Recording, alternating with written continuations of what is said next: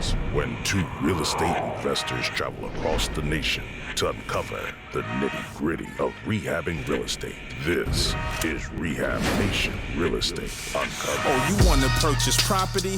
Let me show you properly how to turn your pipe dreams to real life monopoly. First things first, what's your budget like? If you don't keep your budget tight, good luck trying to go to sleep at night. You going hard money? Nah, this ain't hard money. But interest only 12 months could leave you scarred money. It's only one way, get in and get out. Tree houses like fish, the way I'm gutting them out. Break it down to the studs, gotta clean out all the bugs. This is where you separate the real from the duds. Now what you waiting on? Go get your framing on. Time is ticking, 30 days, your first payment gone. I know it's getting rough, but now it's time to rough. Put some pressure on your subs, don't let them call you bluff. No sticker, no payment. I don't care who they blaming. It could be your uncle, who related. Welcome to another episode of Rehab Nation Real Estate Uncovered. Oh man, we made it! long road down. Where we at right now? We are in ATL, shouty. Yes, you already know. Yeah, we are in the A, man. You know, we traveling across the country to get to this nitty gritty of rehabbing real estate, and we got a very, very, very special guy here. We got Rashad in the building. You know, we actually on site to one of his developments that he's doing right now. Big development here in College Park. And yes, talk to the people.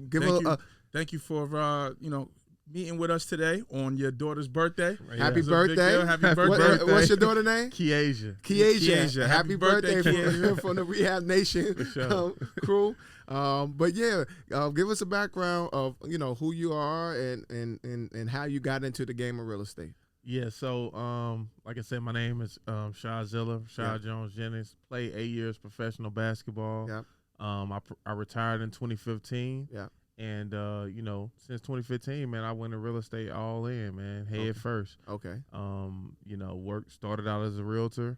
Then I started wholesaling. Yeah. Then I started flipping. Yeah. Then I started building spec homes, and now I'm developing. So, and now we put that whole package together. We still do. I still flip. I still, build new construction, and then we got the developments to add to So it. I'm assuming you're not a realtor anymore. Nah. I feel like that was my way in, and I paid my dues, and I think me being a realtor, I use a lot of sports analogies. Yeah, that's fine. That was me going through the preseason. Right. Okay. But development is like me getting to the championship. No doubt. That's the highest level you can play, I feel like. Of course. Yeah. Absolutely. So that was my goal, to get to the highest level and play at the highest level. So you said that you started off as a realtor, and that was your preseason. Yeah. And how long was the preseason? Was it NFL preseason, NBA preseason? How long was you in the preseason before you had to get into the regular? Man, I think I was in about 2 years, 2.5 years. Ooh, it really lasted longer than I would have liked. Yeah. I wish, it's just, you can't control which environment you come into. Yeah. And the environment I went into, it was, everybody was a realtor. They want to be the best realtor. Yeah. But my thing was, I was going to use this to get in and become an investor. Yep. I always wanted to be an investor. I never wanted to be a realtor, but being a realtor was my way in. Right. Kind of like get on the job training. Right. Yeah. And I can get paid on the job. Right. Because I'm a licensed agent as well, Mm-hmm. and I always tell people if you want to get into investing, becoming a realtor helps put you on the front line. Right. So now you understand how to evaluate deals, right? Because you're seeing the comps Right. firsthand, Right. right?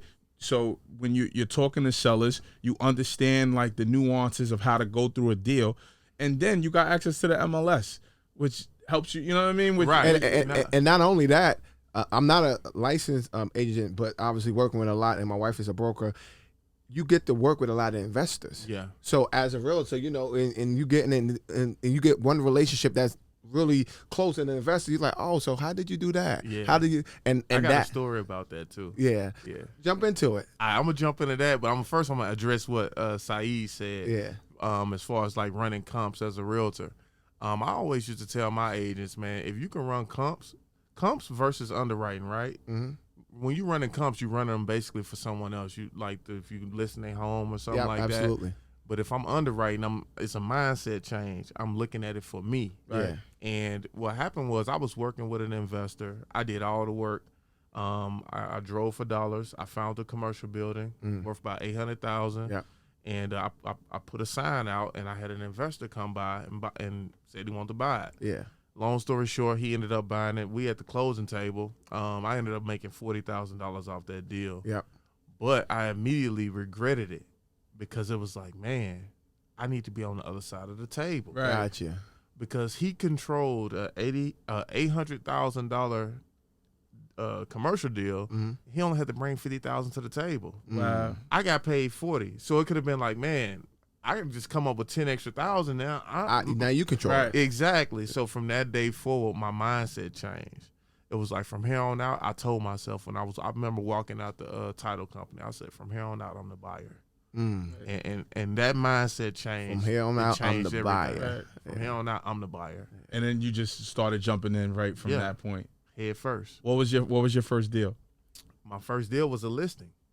So this is right after, I'm walking out that title company. So Yeah. I had a listing, right? So I'm in the presentation, and I'm telling them what we should list it for. So this particular owner, they had family renting the house. Yep. Family wasn't paying. It was a good house. Yeah. The family just wasn't paying. It's always the case. Yeah. So now the seller, they got to pay 2 mortgages. They paying their Their mortgage mortgage and and they this. paying Yeah. they paying the rental mortgage. Yeah. So I'm like, I think we can list this for like $150. She was like, nah, let's do $130. Let's get it over quick. Because they tired of paying they just double wanna- payments. And usually the seller never says, let's go lower. Let's go. Yeah, because she just wanted it She was ready to get done. out. Like, Headache. It was a headache for I can her. only imagine, like, bro, I can't keep paying these double payments. Yeah. Right. It's paid off. Just give me my 130 and we out. It start weighing you down. Right. Yeah. So from that point, I was like, 130? Yeah. I wrote him an offer right then. So that was my introduction. That was my first flip, actually. Yeah. You know what I'm saying? And it Because was you on already from knew there. the numbers going into the presentation. Exactly. So once they said 130, it was like, hold on. You want to let this go for this? Right, because if I put 40,000 into it, Yeah. I'm all in 170. Yeah. I end up selling it for 240. Yeah. You know what I'm saying? So that was a good first flip. Absolutely. I learned a lot. I had my sister in that paint. I Yeah. had my homeboys. Like everybody was learning together on that We're joint. gonna figure out how to get this thing to market. Yeah, for ASAP. sure. So And, that's dope. So speaking about, because that kind of is a good transition into what we talk about. So that's how you got that first deal, right? Yeah. So present day, what is your process? Like, how do you generate your leads? So now we outside of this project that you're developing. How did you get this lead to be able to acquire this land? In general, how do you go about finding your deals? well, we got this deal from a wholesaler, but typically, I don't limit myself. I buy from wholesalers. I drive for dollars. I send out FedEx letters, FedEx mailers. Yeah. I know a lot of people. They send out the yellow letters or Yeah, whatever. yeah. And I took it a step above that. I learned this from a guy, Mark Spain. He one of the bigger brokers out here, but he does investments as well. And he told, I saw this about 2016, and what he said was, be different. Everybody's sending the same mailers. Right. Yeah. What he does, because he knows nobody's willing to do this, and that's what I adopted. I was like, it's 70 cents to send a yellow letter. It's $10 to send a FedEx. Right. But I know they're gonna open it. Yeah. Everybody, you ain't never got a FedEx package you ain't open. It's a fact. And even if you weren't expecting that, Yeah, you like, what is this? It's for FedEx. Let me see what's in here. Yeah. So and that's what I do. I was actually at FedEx yesterday dropping off some packages. That's hey, hit that. Yeah. That is a real house fact. Listen, you just got a jewel. That's a super jewel that you can be used. I'm gonna tell you one thing. When we go back home, I'm using it. Oh yeah, for Oh yeah, sure. we definitely jacking that. Yeah, You got yeah, to. yeah, You got to. because that's like you said, you thinking outside the box. Right. Like who? I don't know. Like you said, no one that don't open the FedEx. Like, oh, I got a package. Who sent me something? Right. Zoop. And so when you open it, what do you have in there? Is it just a letter or like how do you intent. present it? It's a letter of intent. Letter of Like intent. I'm here to buy. You know, it's a letter of intent. That's mean. That's mean. like it. I'm putting Oh a letter man, of that's intent mean. in there. I'm putting my business card in there, and I might got a scan code so you I can like just scan it. I like. It I goes got. right to my I website. like that. That's crazy. Yeah. That's it. And that's you came up forward with thing. that on you would just No, you after- say Well, no, got- I you got it. I got it from Mark. and that's I got it from Right, Mark's and then Lane. put your twist on it. Yeah, because this the thing. It's no shortage of information. It's Yeah. a shortage of execution. Yeah. Right. And I know I know he's That's one of the dope. top guys in Atlanta. So when I'm watching his videos, I'm not watching it for entertainment. I want to go down the YouTube rabbit hole. Yeah. I'm trying to snipe. Yeah. Like, Right. what can I take from this successful person and implement it in my Yeah, business? right. And that's what I'm big on because, back in the day, it was you had to really go get the information. Now Yeah. you can connect to information too quick. Right. I can say, "Hey Siri," I can ask her anything. Yeah. She be like, "Oh," and Yeah. Right, boom, and she boom, be boom. eavesdropping on conversations too. right. It's like it's There's no limit. It's no shortage. Like you Yeah. can find out whatever you want to find out Right. these It's a days. fact. But are you gonna execute? Yeah. Right. What And you most know. people don't. You know, that's why we hope our actual viewers and listeners that are hearing this, guys, execute. Like most people are just gonna hear this and it's cool. We're not doing this podcast just so people can, just listen and pass the time. We want you to use this gem because I'm using the gem. Absolutely. Shad, Shad, you said something interesting, and I actually like it. You said when you watching something, you sniping. Yeah. Like, I like that concept. Go through it and be a sniper. Like, boop, let me grab that, and use that information to execute it. Because sometimes, like you said, you don't want to go down that YouTube rabbit hole. Right. You say you're doing it with intention. Exactly. And when you have intention and execution, you are at developments like where we at right now. Right. You know what I mean? So I think that's super important for people to catch that. Mm-hmm. Like when you're going through it, go through with a purpose. right. And if you got a purpose when you watch it, even when you're watching this episode and you want to get into this market, go through with a purpose to snipe the information you need so then now you can go about executing it. Exactly. Like, what can you take from this episode and use in your own business? Right. You know what I'm saying?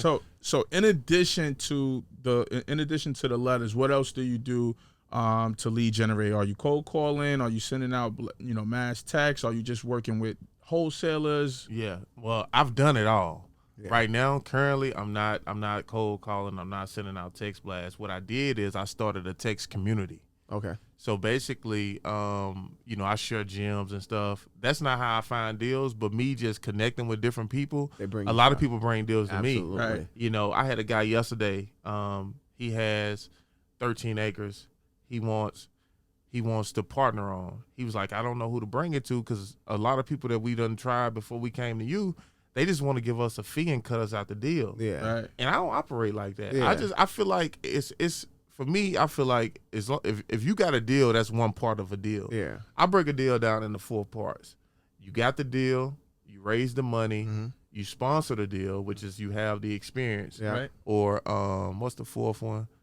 Or you operate the deal. Right. So Or you those put are in the 4 sweat parts. equity. Yeah. That's so funny. I say the same thing. You have to bring either 1 or 2 or at least something to the table to make the deal happen. Exactly. And everyone has different value. Right. Right? The deal has obviously the most value because it's the deal. Yeah, you can't do a deal Right, without a deal. exactly. Yeah. But the money is important. Mhm. Money is cheaper than it was prior, but depending on where you're at, it could be more expensive or not, right?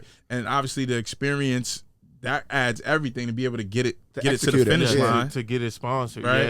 Yeah. And then the last part is who's actually gonna do the work. Right. Who's gonna do the work and do the heavy lifting. So Yeah. that's perfect. So So, what- Go ahead. not to cut you off. So I wanted to rewind back a little bit. So you said you started a text community. Mm-hmm. Like, how did you go about? Because I think that's actually something people can implement in their own market. Mm-hmm. So did you do it in a way where you said, you know what, I know this guy, this girl, this guy, and then say, hey, I'm gonna put us on the group text and give information. Like, how did you? Well, it's an app. Actually, the app is called Community. Yeah. I think I'm familiar with it. Yeah. Yep. So basically, anytime I'm posting something and in my captions, I say, hey, text mentor or text partner or text whatever the word is if you want to join my text community. Yeah. So now I got a list of people in my text community that I could just share value with.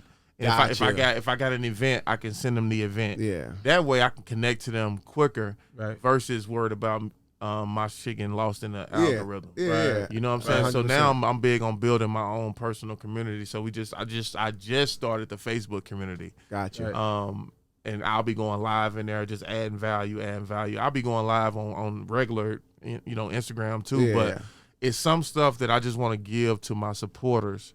Absolutely. That I want to give game to everybody. Right. But some stuff is so intimate. Exclusive. You want to give to your absolutely. I want for supporting and just being down. And then it comes back too, because like you said, you create that community, and who's gonna be the first when anybody in your community gets a deal? Who's gonna be the first person that they think of is gonna be the top of mind? Exactly. So that's another way to help find deals. Like I get deals off social media, but now I'm gonna be getting a lot of deals and a lot of people that have money to invest in my deals through my community. Right. Because a lot of times, 9 times out of 10, almost 10 times out of 10, the only thing that's gonna keep somebody from wanting to work with you is if they don't think they can trust you. Absolutely. And by you getting out here and putting out more information, people are, they'll take a liking to you. Right. Because it's some stuff you just can't fake. Yeah. Right. And that's why when I'm doing my videos and stuff, I'm in front of my properties. Yeah. I'm in these houses. Like Right. I'm not just always in In my the office office. talking, because You it's got it's a lot of cap out here. Right. Yeah, 100%. Talk about it. And people don't even know at this point. You don't know who to believe. Yeah, absolutely. You know what I'm saying? Because it's like, you get on here, you with your suit, Yeah. you're talking nice, Yeah. everything sound good, Yeah. but it ain't about nothing. Right. You know what I'm you're saying? not in the trenches. You gotta, you gotta live up to it. And the boots on the ground, that's very important, right? Right. And that's what we like, obviously, when you meeting somebody for the first time and you trying to evaluate them, we want to make sure it's guys like you, boots on the ground, right? Because we got boots on the ground. And then when you get to these projects, it's like, okay, cool. It all adds up, right? Because there are people out there that sell you a dream. And we're like, but bro, when is the last project you did? Yeah.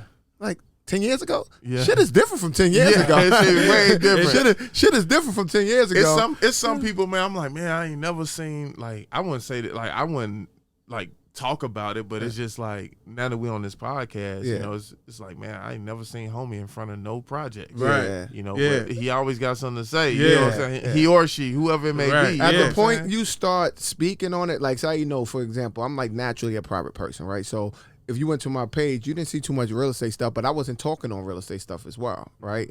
And we always talked about it, like, anybody, if you speaking on the game, you better be showing that you a part of the game, right? And then once I started actually saying, you know what, I'm gonna start giving out more, because I used to always go through the projects and just actually record stuff all the time, but I never would post it. I got like fucking hundreds of stuff, and then when we decided to do this, he's like, well, shit, you got all that content, you might as well start posting it. So then I started being active online in regards to, but once I started talking about it, it was backed up with action. Right. You know what I mean?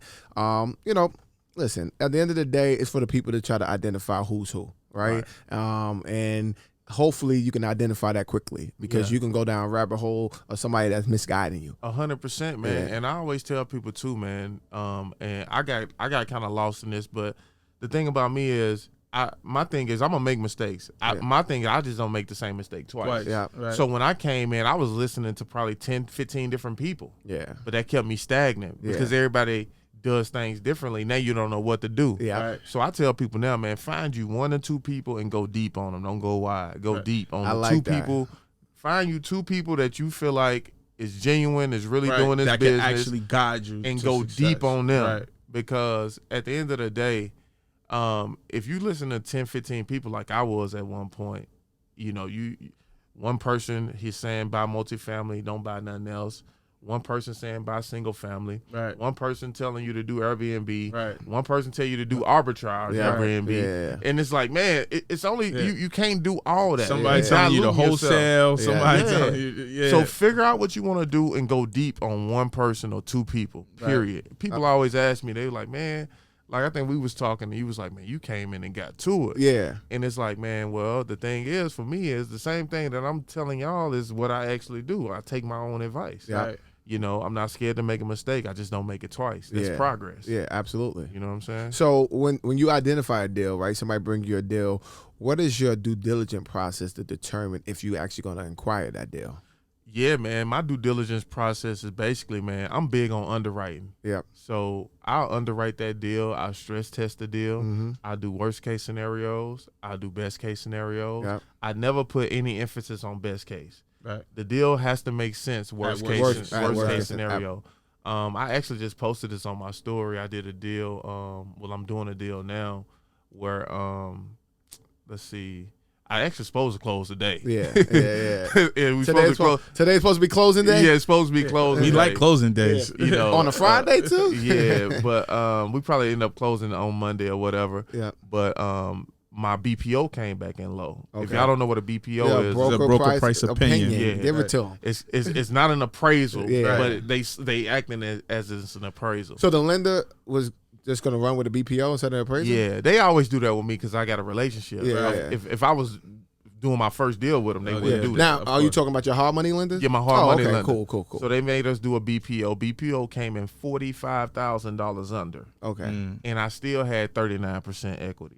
Mm. So that's the worst case. My appraisal came in low, Yeah. and I'm still 39% equity. Of course, I'm gonna do that deal, Yeah. and I'm still gonna sell it for what I said I'm gonna sell it for. Absolutely. So that 39% gonna end up turning to 50-something percent. Absolutely. You know what I'm saying? So that's why I say, man, I'm so big on deal underwriting, because if you don't know how to underwrite a deal, you don't know how to recognize a deal. Absolutely. Right. Like the car wash that I'm building, right? I live in Atlanta. Yeah.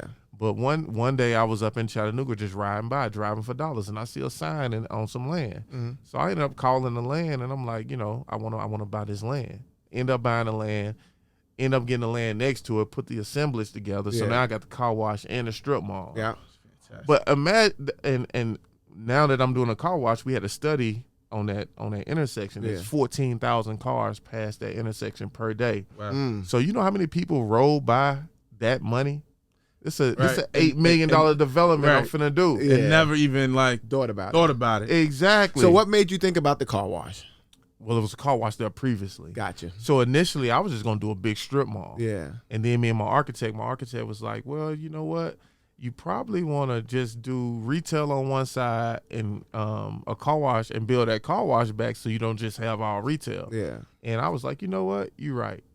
Let's build a car wash back, bigger, better, newer. Yeah. We're gonna still have the strip mall. It just don't be. It just won't be all strip mall now. Right. So now all my eggs ain't in retail. Gotcha. Now I got retail and a business. You saw what happened to retail during COVID, so that's great. Right. so you So now I got retail and a business. Right. You know what I'm saying? So let me ask you, and we laugh at this because in our market, right? I always say in every episode, when we doing our due diligence, right, and then doing our flips, like not on the new constructions. How you do a lot of new constructions? It's just new construction, you're good to go. But a lot of rehab properties, you have oil tanks, right? I don't know if you're familiar with oil In tanks. New Jersey, I had a guy up in New Jersey who used to tell me about the oil tanks all the time, underground, right? Underground, all the tank. Yeah. Absolutely. So with an underground Crack you oil over the tank, head it real can, quick. it can hit you over the head. If you don't know no better, if you're new in the game, you don't know no better, you get a property, you do your due diligence, everything, like I'm gonna gut this out, and you have the number, but you don't know about no underground oil tank, you could get your shirt taken from you, so to speak. So you have to know to do an oil tank sweep to make sure it ain't leaking, and if it, you got to know that process. Right, Yeah. and not be scared of it, even if it is there, but just know That- you got to either test the soil, make sure it's Right. not leaking around it, and then how much it's going to cost to come out, and then there's things that they can do to see if it's filled, if it's actually, if it's filled with oil, if it's be decommissioned and filled with sand. So all those. Yeah. And that's one thing that, again, that's a due diligent a part of the process when you're about to do a new project. And if you don't, some people might run for it, like, I ain't touching the oil tank. We don't run from that. So the reason why I'm bringing that up is that anything when you identify now, the developments might be slightly different than the rehabs, but is there anything when you identify as like, nope, if it got that, I ain't touching it. Can't be in a floodplain. Can't be in the floodplain. It got to be. Now, is that for developments or is that for That's for anything. anything? I don't want anything in the flood zone. Gotcha. I mean, you can't change that. Yeah, That's just nature. Right. Well, you can't change it, but you can actually get it. Because I had a property that was in the flood zone, and if you can get an elevation cert that says that it's a certain level, you can actually pull it out the flood, off of the flood zone, so you don't have to require flood insurance, because that's what most people care about, right? Because there's a lot of houses that are in the flood zone that don't actually flood, right? Right. They never flood. They just happen to be, Right. because one time the whole area flooded. So now, so if you can get that, you can. But yeah, on traditionally, most people do stay away from. From It's flood. kind of, I look for different stuff on different things. Like when I'm flipping or if I'm building new construction, my due diligence is a little different. It's mainly the numbers. Gotcha. Right. You know what I'm saying? And with developments like this, our due diligence consists of hiring a surveyor, make sure the boundaries is tight. The civil engineer, making sure the underground plumbing and everything. How can we connect the sewer? Right. Different stuff like that. I was looking at 18 acres up in Tennessee, but it was in what you call that? It's not flood zone. It's what you call it? Architectural. I can't think of it right now. Wetlands. Yeah, it's in wetlands. So that's something I never really dealt with before. Yeah, I heard. You hear about it when you at least in our real estate book they talk about wetlands, but I'm not touching no we got a lot of wetlands in New Jersey. Yeah. Like, and, Rutherford and up there. That's all wetland. That's all wetland area. Yeah, because I was gonna get it from this church, and the realtor was like, the church done spent $60,000 in due diligence, but for me that was a red flag. Yeah. It was like, if they spent $60,000 in due diligence, why ain't nothing built yet? Yeah. Right. You know what I'm saying? So- Then he told me I had to get it out of him that it was wetland. So if y'all watching this podcast too, man, y'all got to know the right questions to ask. Right. Because a lot of people ain't gonna, even though on paper, they supposed to tell you this stuff, you got to get it out of them. Right. Because a lot of people won't tell you that. Yeah, and especially once those commercial deals, because a lot of things with residential, a lot of it, if you have an attorney and please hire an attorney, and most people do. But with commercial, there's a lot of stuff that could be swept under the rug, and you won't know until after you close. Like, It's too late. yeah, like oh yeah, they're not allowing that there. They've been knocked that down. It's like certain things. Or hazardous things or environmental things, or there could be some contamination there. It could have been a mechanic site that got to be remediated. It could be anything. Don't sleep on your due diligence, Right. man. It's not just a word. It's to save you time, headache, and money. And most people find ways not to do a deal versus finding ways to do it. What I mean by that is they'll find every reason why this deal won't work, and like you said, stress test it to make sure first before they even all right, it passed the lease test. Right. Now we Kind of try to kill the deal, right? Yeah. Like try to kill the deal. Yeah. And if you can't kill a deal, you got a deal. You got a deal. Right. Yeah, for sure. And if you do it that way, then okay, cool. Now you go to the next step as far as moving forward. So once you actually, okay, cool. So you go do your due diligence, right? You said, okay, now we're gonna acquire this this deal. How do you go about financing the deal, right? Like are you using hard money? Are you using your own cash? Are you private capital? How do you go about financing? So when I'm doing flips and new construction, I do a capital stack. I use my hard money lenders to acquire the property, then I use my private money lenders to fund the rehab. So I'm $0 out of pocket. Right. So I'm basically operating at this point at an infinite return. Yeah. So that's how I do my. So when you do it, so you said capital stack. That's actually the first time me hearing it stated that way. So you got your hard money lenders to fund the acquisition, and you have your private money lenders to fund the rehab. Right. Who is funding the payments?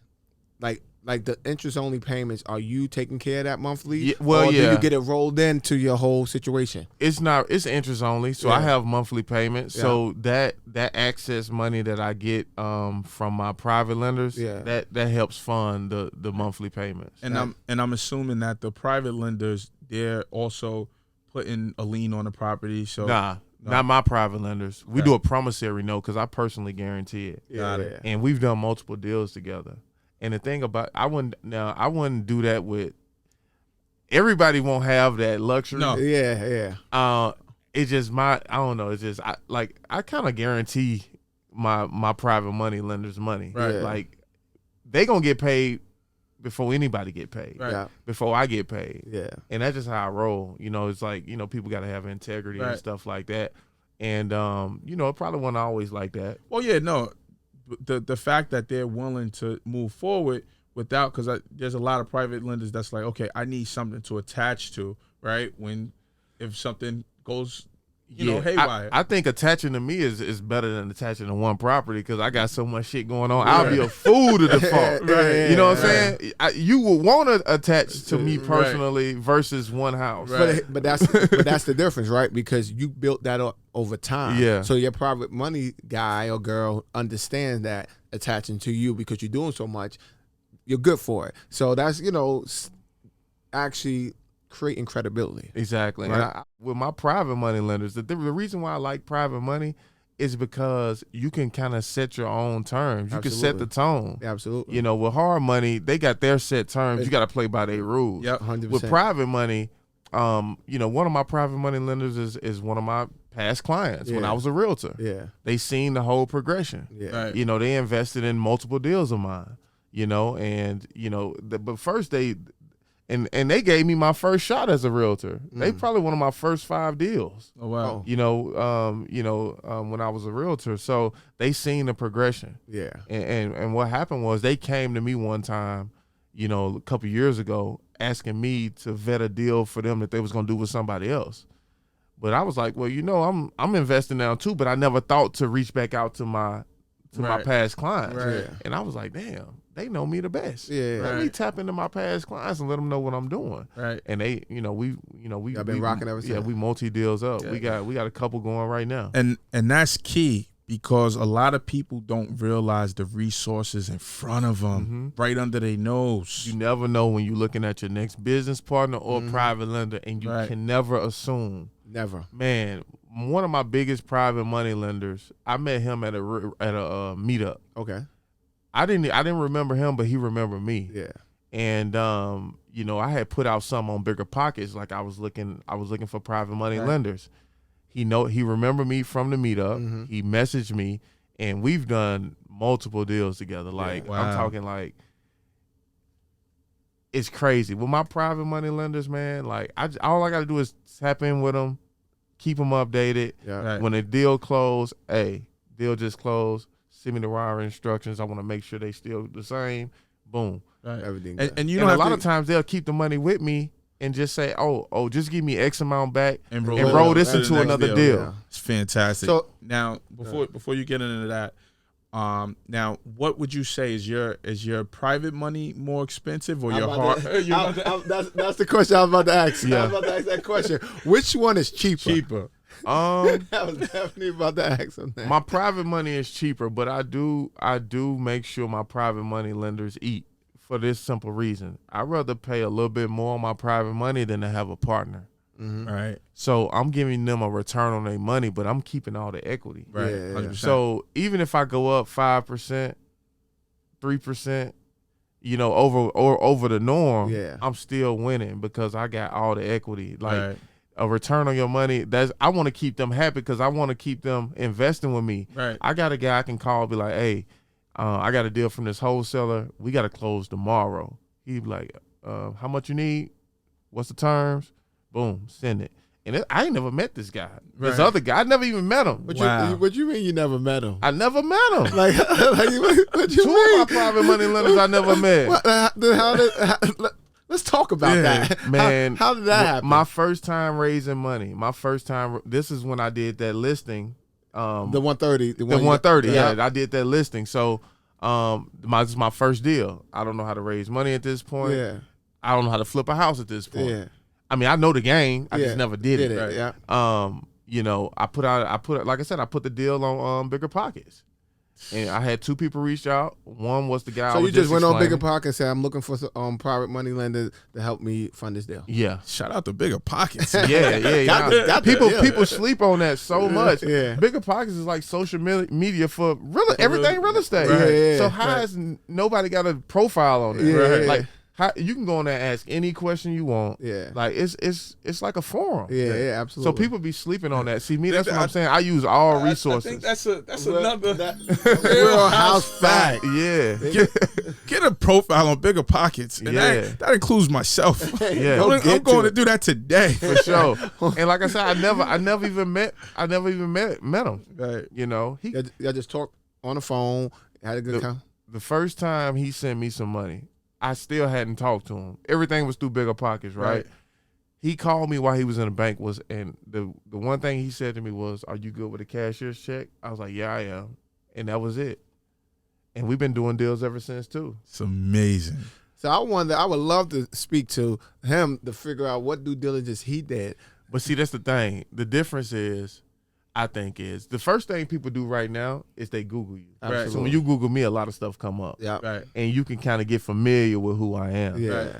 And even if you didn't play professional sports, you can start having, a decent profile. Right. All you need is just start putting out just content. presence. Right. Yeah. You just need presence. They want to know. It's people that's done been in my DMs and they say, "Man, I've been watching you for a while," and I didn't even know they was watching. Yeah. So this is a lesson too. Like, you never know who's watching you. Right. Yeah. So it's like, I always say this every day is the playoffs. Yeah. Like, you could do good and have people like you, or people can be like, you know what, I ain't dealing with bro. Yeah. Because you always being evaluated. Like, every day is like you That's a fact. got to wake up and follow the code every day. But Sometimes I'm you pretty only- sure he did his due diligence. Yeah, on of course. that. Yeah. Of course. No, he did it due diligence. Yeah. Hey, you gonna cut that But when everything pop up and Hey, check everything out. legit, it's like, okay, cool. Yeah, I'm but if you a ghost asking for some money, Money, for yeah. a deal, they be like, man, bro gonna disappear. Yeah. I can't find him. Yeah. He ain't got nothing holding his feet to the fire. Right. See, I got my rep. Yeah. Right. And plus my principles. Right. You know what I'm saying? Like I said, my people get paid first, even if Yeah. I don't get paid. 100%. Yeah. If a deal mess up, it ain't their fault. I'm Right. paying my private money lenders because it ain't about this one deal. Right. And have you had deals that messed I ain't up? never did a bad deal. Never did a bad deal. I'm too big on underwriting. Right. Yeah. Yeah. I never did a bad deal. Right. And that's, And I'll say this, I just know too much about how to stress test these deals. Like, Right. worst case scenario, my deals is gonna pencil out. right. Yeah. So you're on point with that. So once you actually fund the deal, like you say, you capital stack, you get your hard money, the private money. Unless you, for example, we kind of talked about this off air in regards to what you had to go through to get a variance and different things of that nature here in College Park. What is and since we're in Georgia, that's what we're gonna speak about. Like, what was the process in regards to getting the permits, right? Like, how long did it take, right? And like this one at this development, you had to get a variance. You said you had to get a rezone. So speak about that. The time The frame. process. Yeah, and this actual community is what 29 29 units. Just 29 units. Yep. We fully sold out $6 million in 50 days. Yeah. We bought this Sheesh. property. Yeah. 6 million in 50 days. Yeah. Talk about it. Yeah. Let's Don't let that go over your head. like 6 million. You know what? I think we at this point, so we kind of get at a point in the episode. Yeah, I think it makes sense. Yeah, we kind of get at a point in the episode when we kind of at the midway, and like every city we went to, everybody that we sat with, we always brought something different. Yeah. And this one is a connoisseur of many things. Fine whiskeys. Yeah. So it's not an obligation, but So this is Jefferson's Reserve Kentucky Bourbon whiskey. Okay. Very very smooth. Not I don't know if you're a whiskey drinker. Not too harsh. I drank it all. Oh, you drink it Okay, all? yeah. Okay, my man. yeah. But yeah. I ain't drank all 2022. Okay. Okay. Yeah. So again, it's not an obligation. We take a toast for just the process. And when you said $6 million, it's like $6 million sold out in 50 days. We I can't think of nothing else better than that. We gotta pull up to that. I can't think nothing else better than take a shot. So again, like I said, it's not an obligation, but we definitely gonna toast to the process because it's a part of the process in that regard. So we're not gonna. You didn't drink all 2022, so we're not gonna be the reason. Yeah, I don't want to be the reason to break your You know. fast. Yeah. With that. But we will toast for you, unless you wanted to break your fast. Nah. I'm gonna keep it going. You know, I done drunk enough for 10 men. Dog. Oh man, we still gonna. You can still toast with us though. Yeah. You know what I mean? Just you can still toast. You know what I mean? We're drinking for him. Yeah, well, yeah, we're drinking for him. I am not on hiatus. Yeah, we're toast. We'll make a toast for you. And I had to give my body a break, man. Yeah. I was going hard. You was going hard, man. It's like for me, if anybody that really knows me, they know I don't do nothing halfway. I'm either all the way with it or I'm all the way not with it. And everything I do, I OD. Yeah, like so everything. You go in. I go in. Well, listen, we want to make a toast to you coming out, right? To this show, and much more success to what you got going on, and we really appreciate you. I appreciate y'all having me, man. Yeah. Smooth, huh? Ooh, let me get this away from you. Actually, we could just split that. We could just split that up right now. Let me get this. Hey, y'all my type of party, man. Pouring up at 8 in the morning. It's 5 o'clock. It's 5 o'clock somewhere. It's 5 o'clock somewhere. Yeah, so man. that's not bad, man. Pretty smooth, right? And then when it's on ice, That make them road trips better. Oh Right? yeah. You gotta get to it. You gotta get to a little sip. Do y'all like somebody back here sleeping while somebody up there, or y'all Nah, both just stay up there and hold each other down? We hold each other down. All right, yeah. That's how we able to get further quicker. Yeah. Because if somebody back here snoozing, You might be in the front snoozing too. So we keep each other up. So you said 6 million sold in 50 days. But yeah, so let's talk about it. The process for the permits, right? Yeah. So how long did that take, and talk us through it? So yeah, man. Like each municipality got a different process. Yeah. So and which municipality we are in right now? The city of College Park. The city of College Park. So we had to put in for a variance. Yeah. We had to put in for rezoning. What is a variance? We know what it is, but for the people that's listening that's not familiar with it. A variance is basically like permission, a special case. Yeah. So this is a new product, and with our tiny homes, we want to do a tiny home community, which is unorthodox. It's against the norm. So whatever rules and regulations they got written out in the bylaws, it doesn't apply because it's new. Yeah. So we had to get a variance because our homes was 10 feet apart. The law states they got to be 20 feet apart. Gotcha. So we had to get a variance for that, which we got approved. Mm-hmm. Then we had to get rezoning because it was zoned for R1 for one single family house. We wanted high density. They don't have a zoning for tiny homes, so they had to create one for us. right? Because it's a new, Yeah.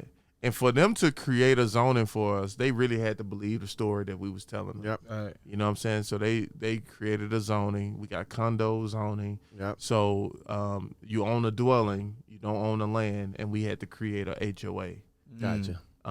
So that was the process. It was a month for the variance process. Yep. Then we got another month to get it rezoned. Yeah. Then we got another month to get. Then Christmas hit, nothing really going down. Yep. Then January hit, now we gonna get our permits and stuff. Right. So it's a lengthy process, but it's not strenuous. Like you it's a lot of waiting on the city. Yeah. Right. And whatever the Always waiting city, on the city, right. whatever the city tell us to do, we go do it. We bring it back. We wait on the city. Yeah.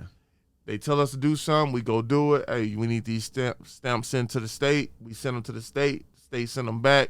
We waiting on the city. Right. Yeah. So it's not a strenuous process. It's just a timely process. Yeah. Right. And that's why my pipeline's so full. It's just like, I check on my projects. I check on this one. And then I'm going back checking on everything else. Right. Like, so the time really don't mess with me. Yeah, it don't impact you because you got a lot going on. Right. Yeah. And are you hands-on with that part of it, or is your attorney or whoever, the engineer that you hire, expediter that handle the permit? Are you doing all the work? Oh, as yeah, far as I the do all submission? that. Yeah, I do all that. Oh, okay, so from the time you started to like getting the permits ready to go, about how many months is it going to? Well, the permits is the last thing. Yeah, absolutely. So we already about 5-6 months in. Right. Yeah. So now we at the finish line getting ready to put the shovel in the ground. Yeah.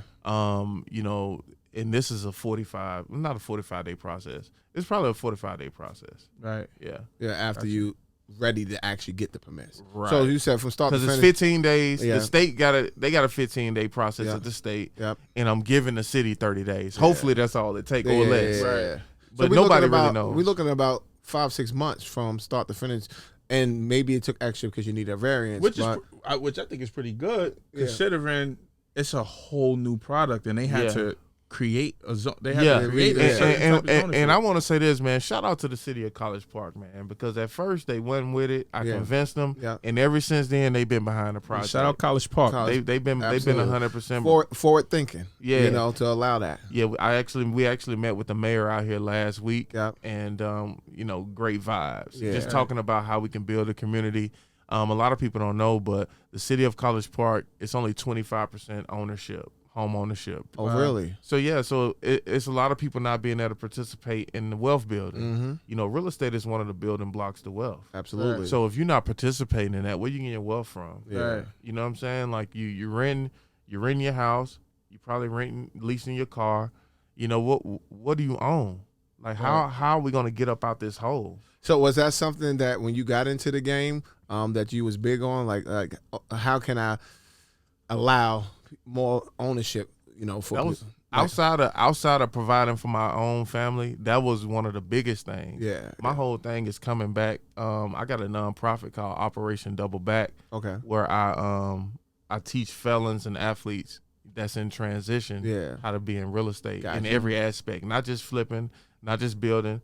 We need more electricians. Yeah. Right. We need more surveyors. Yeah. We need more architects. More appraisers. Like every time I do a deal, right now I probably got 14 projects going on.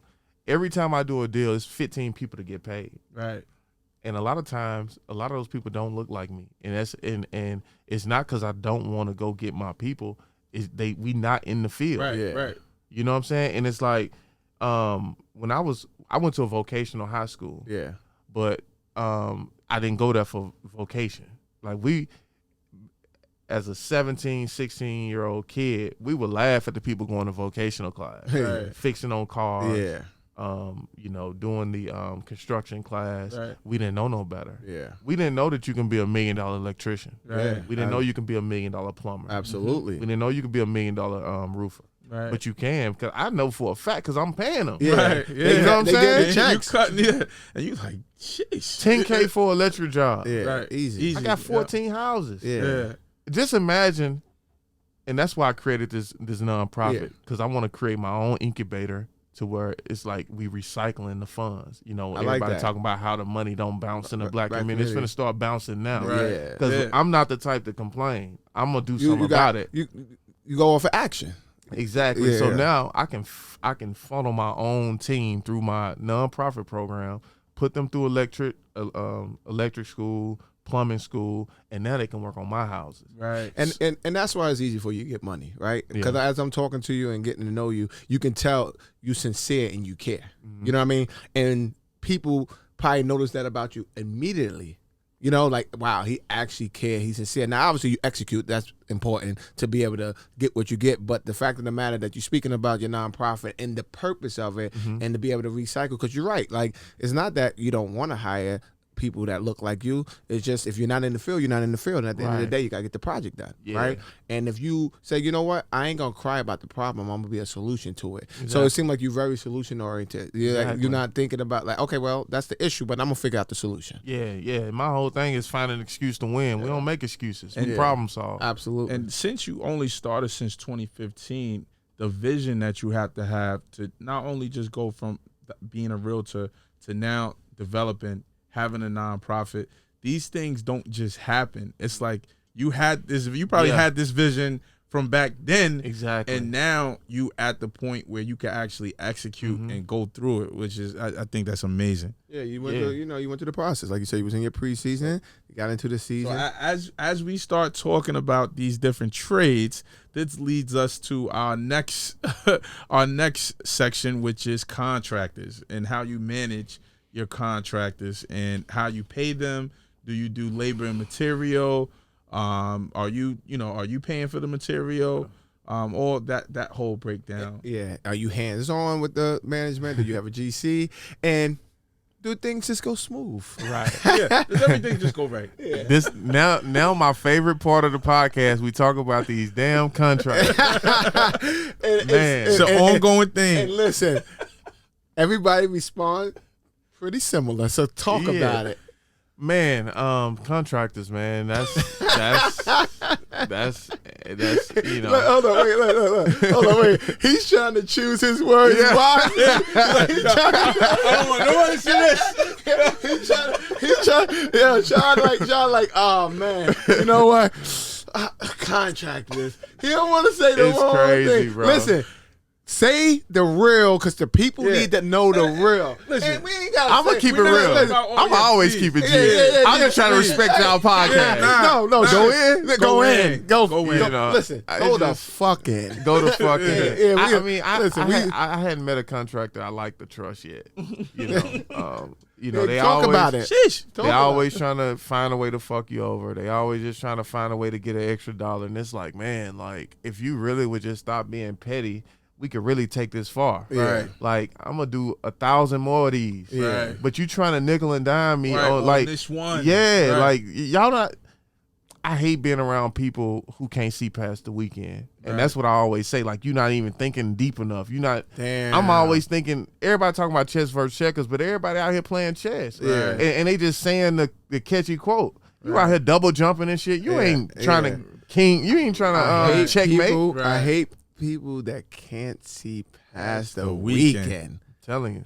I like that. Yeah. I like that because that's a big part of it. When that Friday come, it's like No, listen. At the end of the day, most people when they look at when they're actually making money, they're just thinking about what can I make right now. They're not relationship driven. You said that early on. You're relationship driven, and Right. it shows, right? It shows how you've been able to scale. Most people are transactional, Exactly. and that's it. And And you that's know? why a lot of people will never excel. Right. Like, you can hustle. Yeah. It's like I read this book called Power versus Force. And if y'all hadn't read that book, definitely read it. power versus force. okay. Yeah. It's about how the human mind works and how people operate, how people calibrate at different levels Yeah. and stuff. And you learn a lot about people. Basically the whole concept of the book is power is forever, force is temporary. And that goes back to transactional versus long-term relationship. Yeah. I mean, you can hustle here and there. You're going to have a good Yeah. season or Right. two. Yeah. You know what I'm saying? But, like, I think greatness is when you can do that for a long period of time. 100%. Yeah. And that, you can only fake it for so long. Yeah. So when you start in your projects, right, Mhm. and you paying out your contractors, right, and say you gotta, you starting the foundations and whatever the case may be on your developments, how are you paying them, right? Are you paying them a percentage up front? Are you paying them once they like? What is the payment process in that? Yeah, and I'm going to answer that. But to get to my answer, Yeah. I had to go through I had to do You it had to- wrong. The- You know what I'm saying? I had to do it wrong before me to get So refined. so talk about how you did it wrong to then you get to how you did it right. doing it wrong is, hey, I need a deposit. I'm paying a deposit. Now he's less motivated. Right. He already got 50% of his money. He ain't swung one hammer yet. Right. Yeah. So So now you paid 50% out before. I have, yeah. Right. Yeah. Yeah, when I didn't know no better. Yeah. But And I'm never glad- make the same mistake twice. That's why we started this podcast. Exactly, because we talk about 50%, and we always say if a contractor Have to asks ask for you for 50%, 50%, run. Yeah. You better get the fuck up out of there because Yeah. it's all downhill from there. Yeah, and then it's like, man, you really got to set the tone. You got to set your own parameters. Yeah. So now, I pay for all my materials. Okay. You get paid once you pass inspection. Pass no sticker, no payment. No sticker, no payment. Yeah.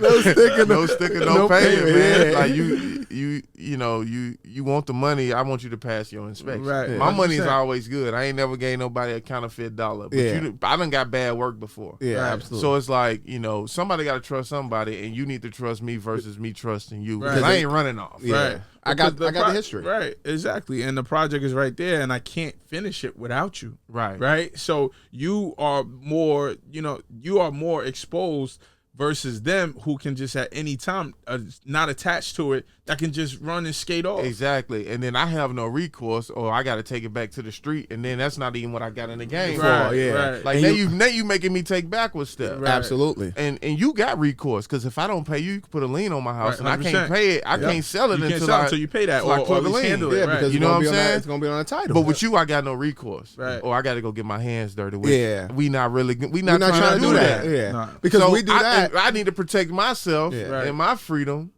by paying you last. Yeah. Right. When you do what you said you was gonna do. Right. Yeah, and listen, here's the deal with that. I know contractors that see this are like, oh, what these guys talking about? But the reality of it is, new investors, when y'all first get into the game, what you're gonna hear from a contractor is like, well, I don't know you. How do I know you're gonna pay?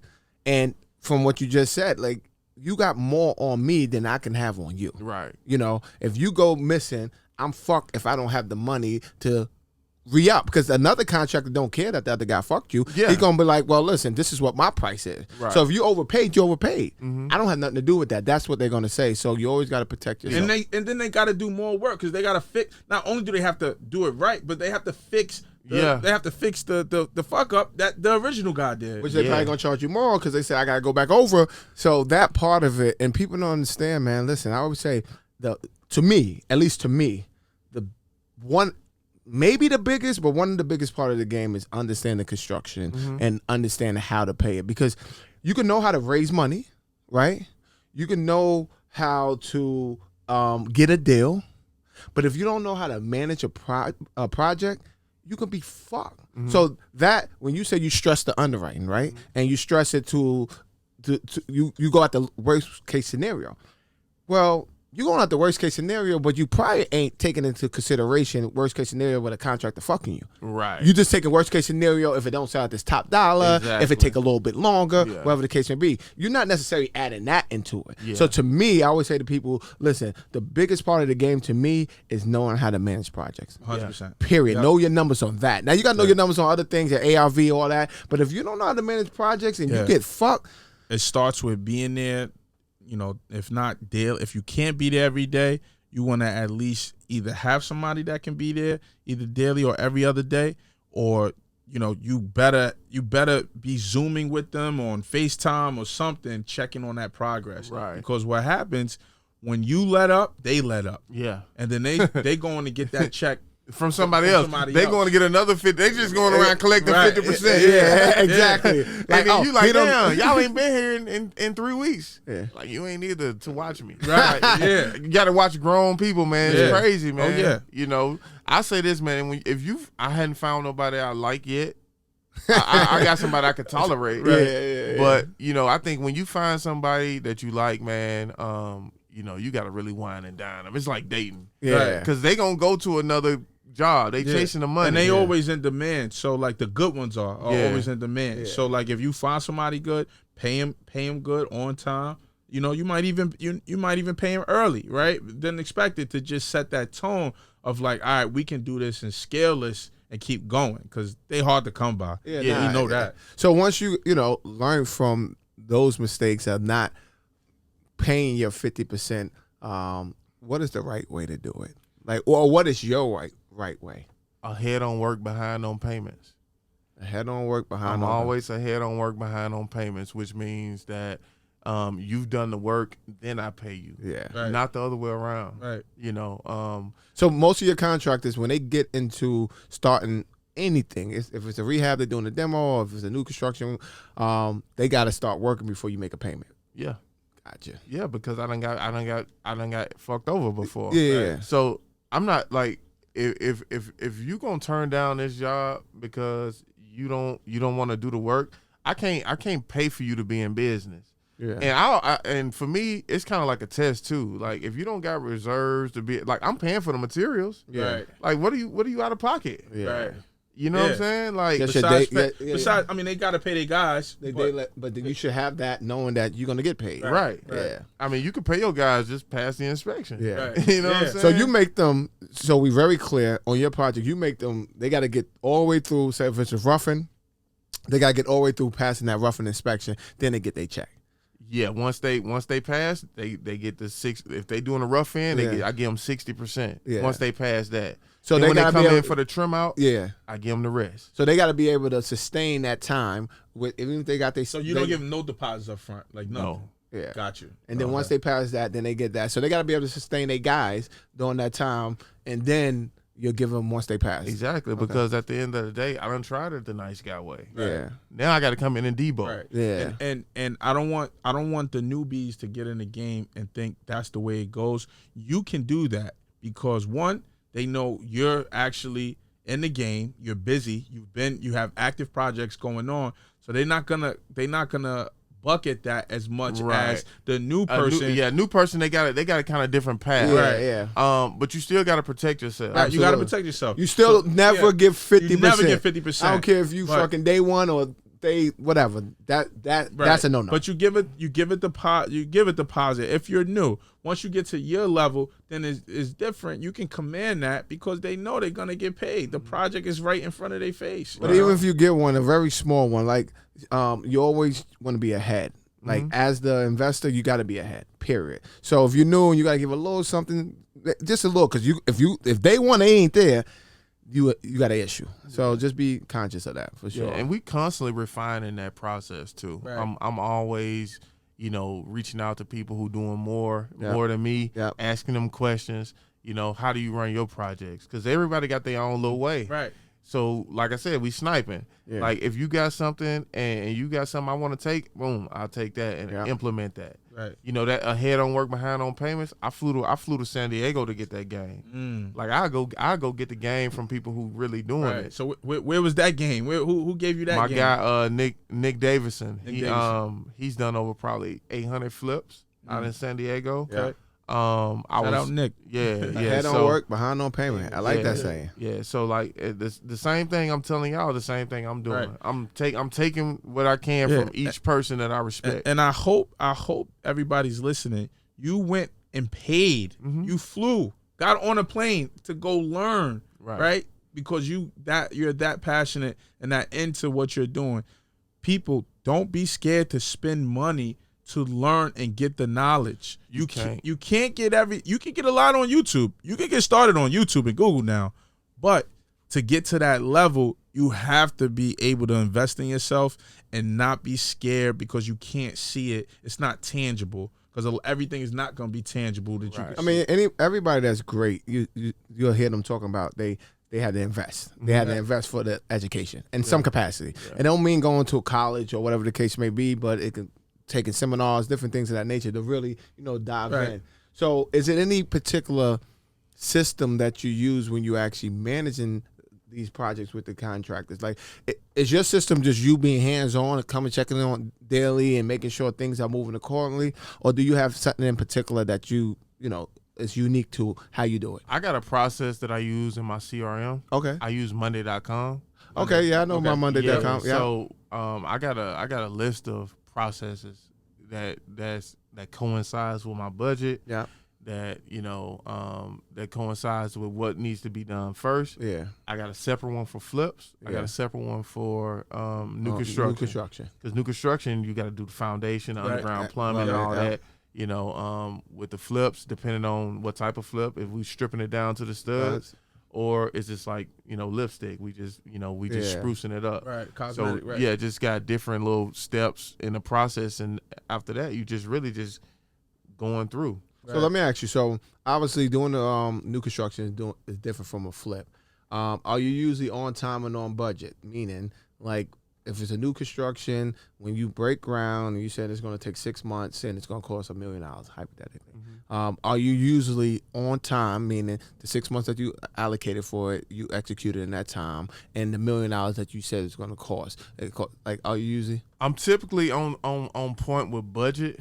Time is something really like, and especially now with the material delays, labor shortage, a lot of stuff running over. Yeah. And a lot of people probably wouldn't say that, but it's just the truth. Yeah, listen, a lot of my shit running over. Listen, this was about giving the fucking real on what's happening, because if you're not authentic, right, and someone is watching this and they're a little bit over, and they knew they're like, oh my God, I'm doing it. No, Yeah. it happens to the best of us. It happens. Yeah. You just got to be a problem solver. Right. Yeah. And being over, right, also can cost you more money. Exactly. Right. You got to pay points for extensions and absolutely. everything. Yep. Like all that, more holding costs, the Yeah. interest only payments.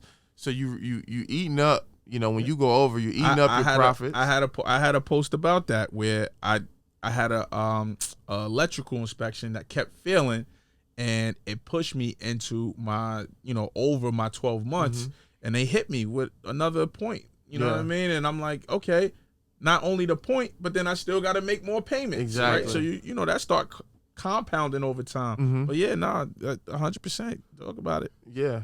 So you're definitely on budget though. But sometimes the time move over. Yeah, sometimes the time it just happened like that, you know. Yeah, no, you can't control. I mean, the only thing you can control is moving the needle. Yeah. Right, and making sure everybody is working on the project every day to get it done. Yeah. Like you just said, your guy failed the electrical inspection. Yeah. I had a guy. I got a triplex right now. Finally, we at the finish line. Yeah. Finally. Yeah. But we had to reframe this triplex into a single family. Reframe into a single. Yeah, like it was. Talk about So it. you went in with the intention from turning into a triplex to a single family? I went in with the intention of keeping it as a As a triplex. Yeah, that's what I figured. Like, But my hard money lender, we couldn't find comps. Right. So instead of just going back and forth with them, like we at the finish line now, as far as like in the beginning trying to close on this triplex, it was like, all right, fuck it. We're just going to change it down to a single family. Because it's still going to be around the same, around 500,000. yeah. Right. But initially I wanted to keep it. But, when you faced with a decision like You had that, to pivot. It was like I had to pivot. Right. So we had to reframe this joint back down to a single family. Had to reframe it 3 times, fired 3 contractors. Yeah. Wow. Lost 40 grand off the rip. I'm about to say you probably lost 50 ASAP. Yeah, I lost Yeah. 40 grand off the rip. But the thing about this deal was, we was gonna make 250,000. Right. Yeah. So now we only gonna make about 175. You ain't. You know what I'm saying? You just took away from your profit. Right. Yeah, exactly. And sometimes when you do a deal and you get in at the good price, those things happen where you just lose on your profit. You don't lose on the deal. Right. You right. know, and- you just that's what it is. We just lose on a profit. We went over time. Yeah. But the thing is that now I really refine the way I deal with these contractors. That's why I'm like kind of deboing these contractors because, like I said, I tried it the nice way. Yeah. Right. They'll take advantage of you. Listen, I'm sorry. I'm gonna just be honest with the people. You can't be a nice guy. You can't. Like you can't when you gonna in get this. fucked over. You go listen. You are gonna get fucked over big time when you in this game.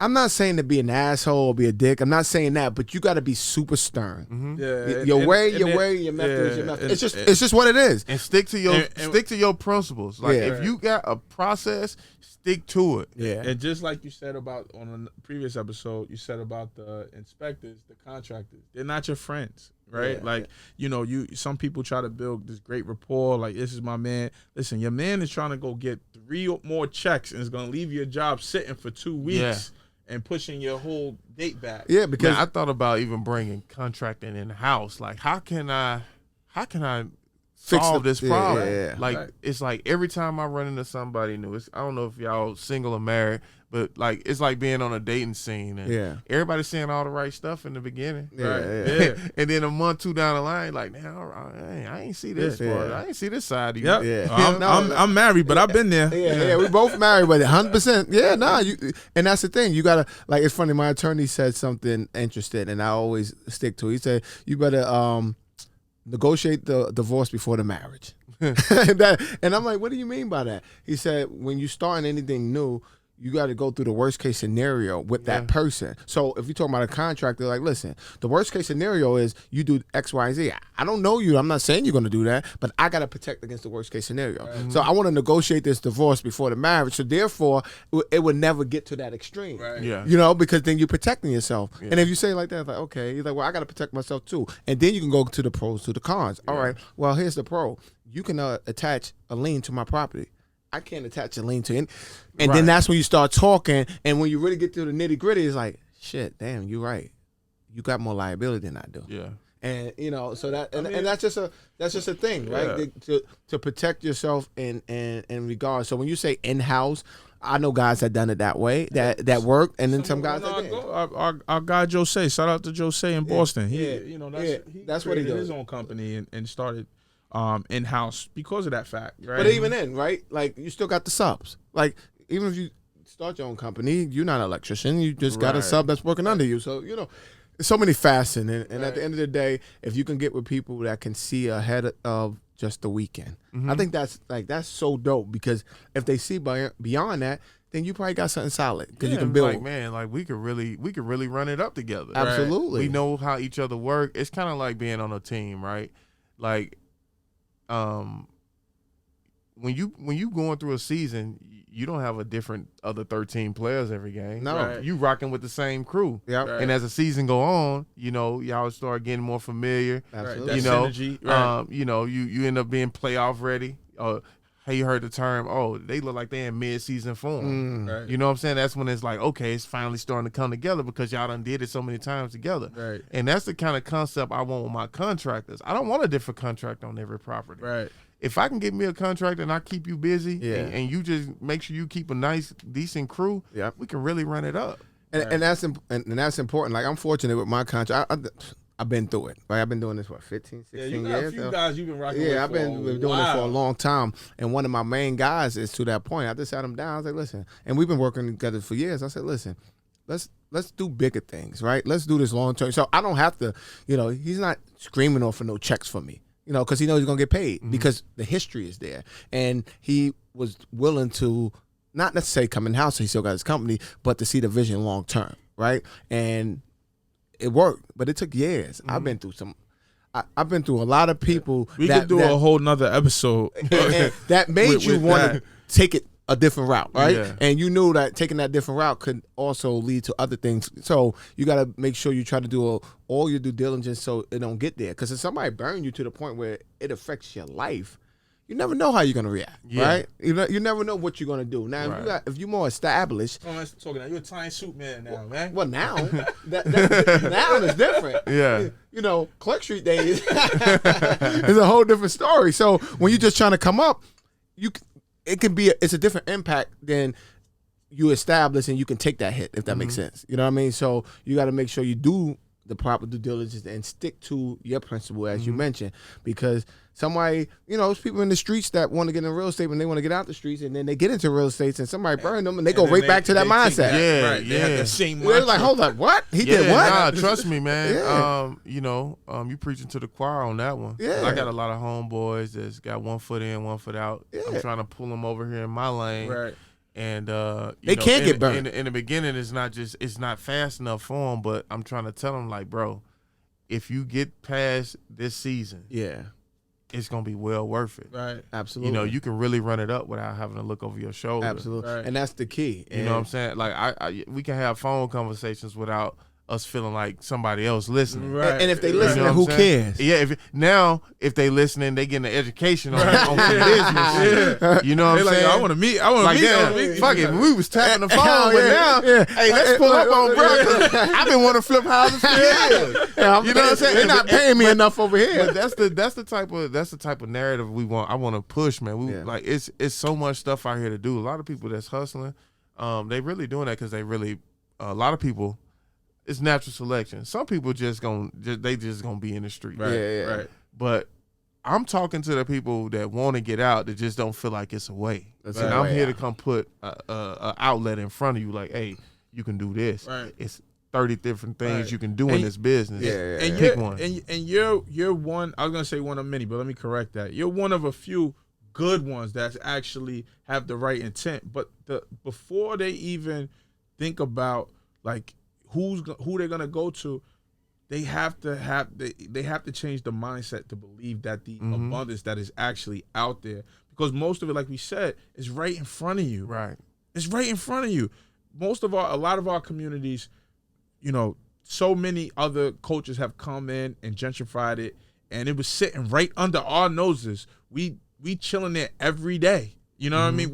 We claim we own the block. It's our block. Right. Yeah. But We don't own it. On paper, we don't own nothing. Yeah, let's really own it. Yeah, Right, exactly. you know? Let's really own it. But I think it's key, right? Because even with guys that's still 1 foot and 1 out, if they want more, right, then you can transition them. If it's somebody you grew up with and they just stuck, in that, they stuck. You ain't nothing you gonna do. They can't change. But it's the ones that's like, man, listen, if it's something else out there, better show me. Yeah. You know what I mean? So and that's super dope that you actually like you got your hands to the pavement, so to speak, right? So And this is not get rich quick. This is get rich slow. Yeah. You know what I mean? It's a process. Shout out to Mahi. Mahi. yeah. This is a get rich slow scheme. scheme. Like, But you can get rich. You know what I mean? You just got to understand that it's a process. and it's the thing. Like when you really put them side by side, like what do we consider rich? right. Like let's say $1 million. I don't know. We just Right. throw a number It's out so there. subjective, right? But it's a lot of people in the streets that they street rich, but they ain't rich according to the Right. standard. We really saying what rich Right. is. Yeah. So you really playing a losing game. Yeah. Like Right. in this one little pocket, like hood rich. Yeah. Right. Like a couple $100,000 Yeah. hood rich, Yeah. but you get jammed, now you ain't got no money for lawyers. Yeah, Right. yeah. Versus getting really rich over time and Yeah. you got millions and millions to really play with, Right. and you ain't got to look over your shoulder. Right. Yeah. You ain't got to worry about nobody taking you down, snitching Yeah, on you. You ain't got to yeah. worry about getting killed And or your robbed. few next generations are at least set up for success. You know what I Right. mean? Yeah. So Yeah, that's key. And like I said, big shout out to you in the process and the way you looking Appreciate at it. and are you, and we want to get to the good stuff, but just to wrap up the the contractor process, are you actually are you hands-on every day? Like, what's your approach with strategy and game planning with your guys for the flow of the project, right? Yeah. So like, who's handling that, and how do you keep that all together? Yeah, so I usually hire a GC for my flips. Yeah. For my new construction, I got a project manager. Okay. All she does is she's a builder. So I make a little less because I got to pay her, Right. but I get my time back. Yeah. So now I'm You get your basically piece. quarterbacking everything from the office. So Now I do go on site too. Yeah. But How I'm just often? not there day to day. okay, how often when Weekly, you got because I got so many going on. Like you said 14. 14 out right now, right? Yeah. Okay. So it's like right now I'm down here. Like last Wednesday we was here. Yeah. Then what's the day? Friday. Friday, yeah. When was I in chat? I was in chat I think Tuesday. Yeah. Right. So I'm always on the road up there checking on stuff. Then I come down here check on stuff. And like What's the drive from there? 2 hours. And for our up north people, he's talking about Chattanooga, Tennessee. Yeah, let them know. 2 hours away. Yeah. I just go up there. I make my rounds. Then I come down here. I make my rounds. So what a day look like for you? Since you got 14 projects, you get up in the morning. What's your day look like? I get up in the morning. I go over budgets. Yeah. I tap in with my team, Yeah. my VAs, Yeah. doing stuff behind the scenes. I'm on the phones Yeah. with my contractors, doing phone orders, just making sure everything is moving. Yeah. Yeah. So that's basically. I mean, it's nonstop. Like last night, I was in the office about 8, me and my partner on this triplex we talking about the once again dealing with these contractors. Yeah. It's Friday, he want to get paid, but they ain't cleaned up the job site. Yeah. Right. You know what I'm saying? It's just different little stuff like that, like Right. just tapping in, Yeah. just making sure stuff getting done. Make sure everything's flowing. Yeah, Gotcha. yeah. Gotcha. So once okay, cool. So you manage the project, things get to completion. It's time to either flip it, right? Meaning you fix it, you're gonna sell it, or hold it. Like, what is your strategy? Are you have 50% where you like to hold properties, or are you right now bullish on, hey, we sell everything? Like, Yeah, from here on out, I'm not selling nothing. Like I flipped all the way up to this point, and we flip in this community. But now, even when I'm developing, if they allow me to do a build to rent, I'm doing a build to rent. I'm holding everything from here on out. Right. Because this was my strategy in the beginning. Yeah. Flip to get the paper up, Yeah. and then hold everything. Right. Because when you go back, I came up playing Monopoly, Yeah. and the person to win the game is the person with the most property, Absolutely. not the person with the most money. Yeah. The person with the most money gonna end up paying me every Right. time they land on my property. Yeah. Right. So my main thing is That's to a just fact. my main thing is just to build these assets up. Because what I realized was, so I'm doing all this flipping and building. I go in the bank for a line of credit, but I done sold everything. I ain't got nothing to leverage against. Right. Yeah. You know what I'm saying? But just say and also too, what I did one day, I went on Zillow and I looked at everything I ever flipped. Everything. So you went back to all your old deals. Everything. Yeah. At least 50,000, worth 50,000 or more right now. Each deal. We were just At least. Some of them. I don't want to talk about it. we were just talking about that on some of his deals. Some of them even more, right? I got deals, bro, that it make me sick to my stomach that I saw. Yeah, but that's the thing. See, look, I'm not gonna make the same mistake twice. Right. I recognize it. Yeah. Okay, then I shouldn't have sold it. But look, this is the thing, right? I could have got the same money I got on a refi. Right. Because if let's say you probably wouldn't have got as much because they're only gonna give you 75. but no, I would say as much because then again, like, so if you only getting 75%, right? Yeah. So I got 25% left in the deal versus me selling it and paying the commission. and paying commission. and not even that. Now I got to pay taxes on that unless I'm writing it off. Right, that's a fact. So that's gonna balance out. Right. Yeah. So that 25% that I got left in the property, I don't lose that. Yeah. I still got that. Right. You know what I'm saying? Like that 25% ain't gonna do nothing but grow. Right. Because once your value went up, Exactly. it's a big. Yeah, So now it's I more than still that. got 25% of that and it went up 50,000. Now that 25% done grew. Yeah. Versus me selling. Let's say I sold and made 50,000. Yeah. And now I gotta pay realtor fees, commissions, all that. Yep. Right. Taxes. What that 50,000 dwindle down to? Yeah. I might as well refi. Don't have to pay commissions. Commission. Don't have to pay taxes, and then I can manipulate and use the asset. Yeah. Right. I can take out a line of credit. I can take out a home equity loan. Yep. Like I can do anything. Yeah. I can go in. Yeah, you can use it as, like you said, when you go into the bank to get your deals, you can use that as collateral with the bank. They can put a lien on it, and you're not selling it anyway. Now I look better on paper too. Right. Absolutely. Now I look better on paper. And then you said something, so I just want to get it clear for the people, right? You said right now everything that you looking, all you got, you're gonna try to hold, right? But the key is you're gonna try to hold. So if it's a building play, right?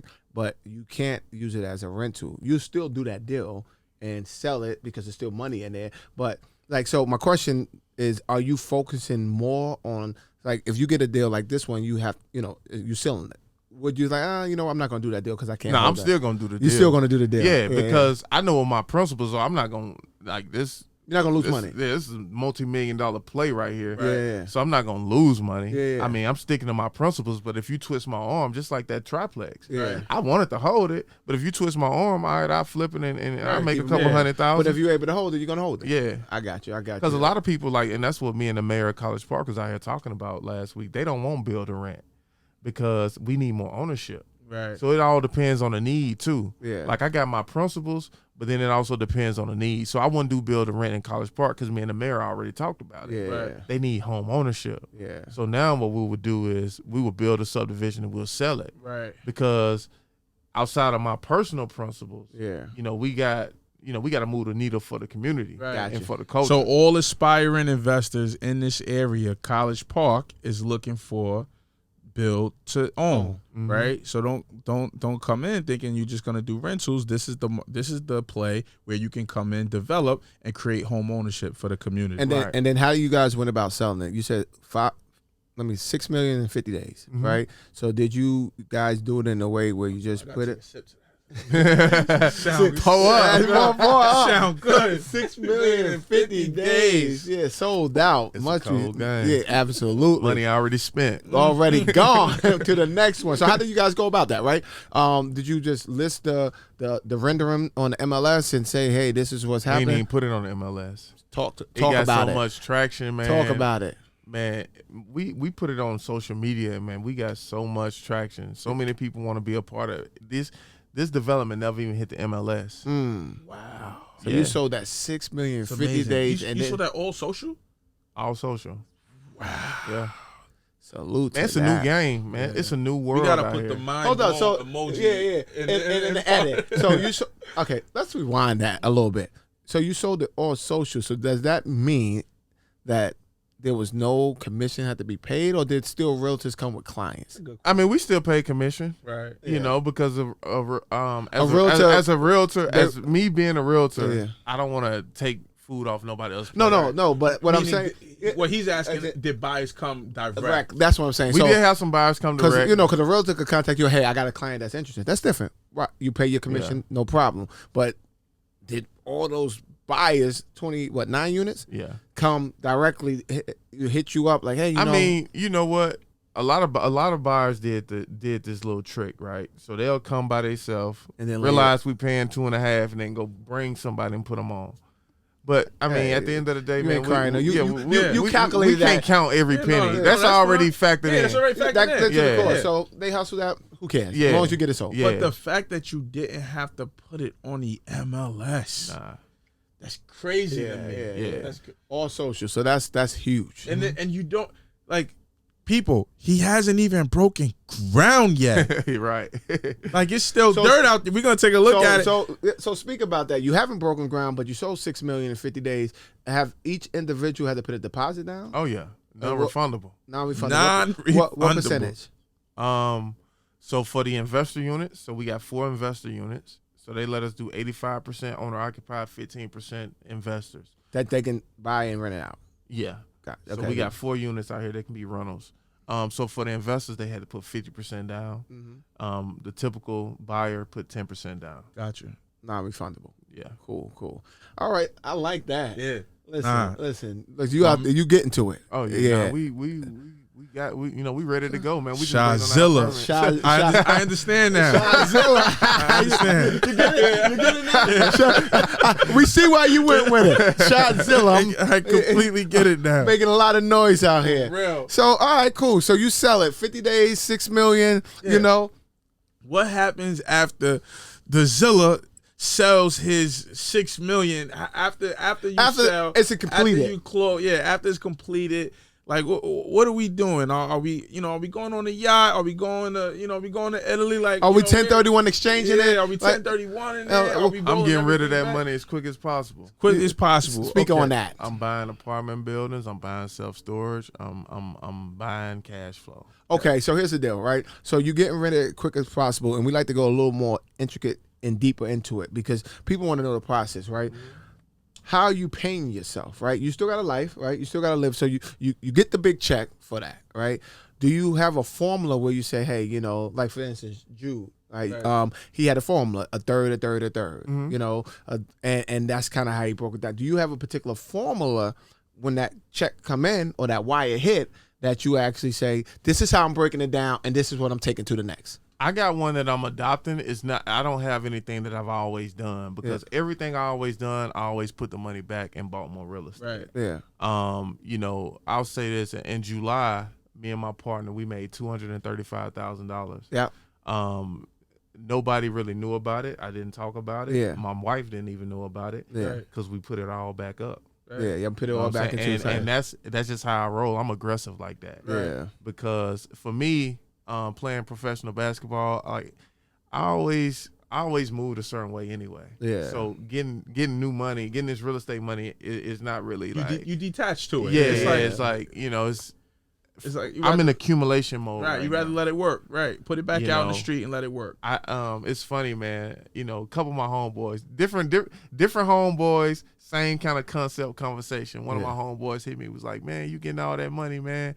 Won't you buy you this? Won't you buy you that? Man, you need a chain. You need this. You need that. But it's like, bro, I already had all that. Yeah. So right, like, this summer, I might show my ass. You might do a little something. But I got to stick to my plan. Yeah. I had a certain goal. Like when I said, look, I'm gonna flip for this amount. Once I hit this amount, I'm gonna hold everything. Yeah. Right. Like I got my own plan. So the outside, I ain't listening to the noise. You sticking to the script. You know what I'm saying? I'm sticking to the script. Yeah. But because once my plan is solidified, then I can just kick back and do what I want to do if I want to kick back. Right. But I'm gonna keep applying pressure because I'm the type to press. Yeah. I'm pressing in the fourth quarter. I'm trying to make you quit. But all right, so you pressing, but you got to live, right? So.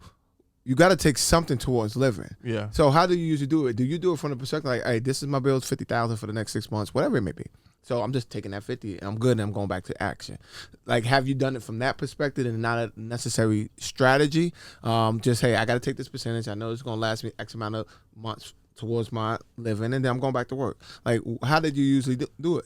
Well, you do gotta live. Yeah, But yeah. I don't have a structure. Yeah, Like, okay. I'm not gonna even cap on y'all. Yeah, yeah, I don't yeah. have a structure, And that's fine. We live. Yeah, we, you know, and, no, we, and- but that's we the live thing. good. Yeah, yeah. You know what I'm saying? But that's good because at the end of the day, someone listening, everybody got different ways, and Yeah. what we try to get is the real from everybody, right? Exactly. Because we keeping it 100, so we want everybody to keep it 100 because somebody could learn from that. Like, yeah, fuck it, I'm in back. I want to give everything. Oh, how you do it? Yeah, I just pay what I got to pay, and I'll go back to the game. Yeah, and it's the thing, man. You know, last night when I was in the office, I had my VA make me a list of CPAs that specialize in real estate. Yeah, So that's what I did, you know, for about 2 hours yesterday. I was calling all these CPAs so they can put a process and a plan in place for me. yeah. Because I'm really good at going out and killing shit and making stuff happen. Right. But I need to go hire somebody who's good with the numbers, the back office. Absolutely. And you tell me what I need to allocate to myself. Because I Right. haven't did that yet. Right. That's a But- jewel right Yeah, there. that's it.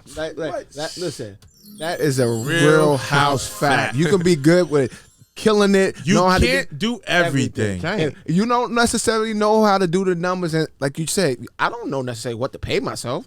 Maybe I should pay myself But you quarterly, don't monthly. you don't need to know. But you have to. You're Hire the the- underwriter. That's all you hire the- need to know hire how the to expert. do. Yeah, you gotta have somebody You put that can the tell play you. together. You Right. put the play together, but have those professionals behind you, and it's a part of your team. Exactly. Every successful real estate investor that we know has a team of accountants, attorneys, architects, like their go-to guys of or ladies that they know.